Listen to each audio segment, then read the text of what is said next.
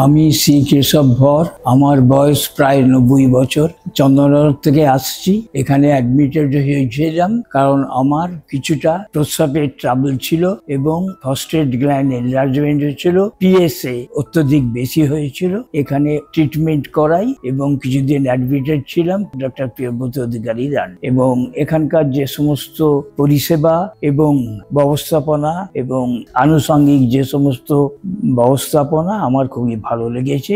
সুতরাং এই Narayani super speciality হসপিটালকে ধন্যবাদ জানাই এবং তারা যে পরিষেবা দিচ্ছেন এই পরিষেবা যেন কন্টিনিউ করতে। আমার অপারেশনটা হয়েছিল চ্যানেল টিউআরপি এবং আমি বর্তমানে প্রায় সুস্থ, তবু এখনো কিছুদিন ওনার ট্রিটমেন্টেই থাকছি এবং ওনার তত্ত্বাবধানে থাকছি। আজকে আমরা একজন 90 থেকে 92 বছর বয়স্ক লোকের ব্যাপারে আলোচনা করব।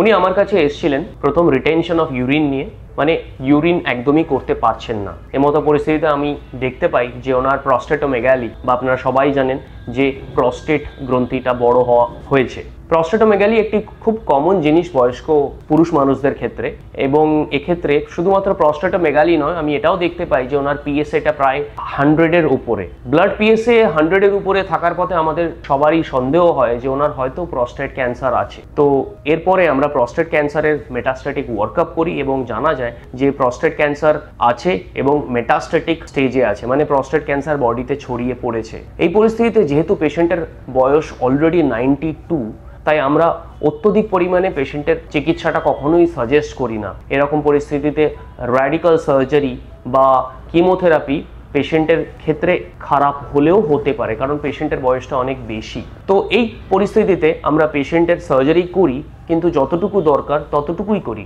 ওনাকে আমরা যেটা করি চ্যানেল টিউআরপি এবং বাইল্যাটারাল অর্কিডেক্টমি অপারেশন সাজেস্ট করি। এটি একটি মিনিমালি ইনভেসিভ সার্জারি প্রস্টেট ক্যান্সারের জন্য। অ্যান্ড আজকে সেটা হয়ে যাওয়ার পরে উনি একদম সুস্থ আছেন এবং আমি আশা করছি যে উনি 100 বছর পর্যন্ত বাঁচবেন। Thank you.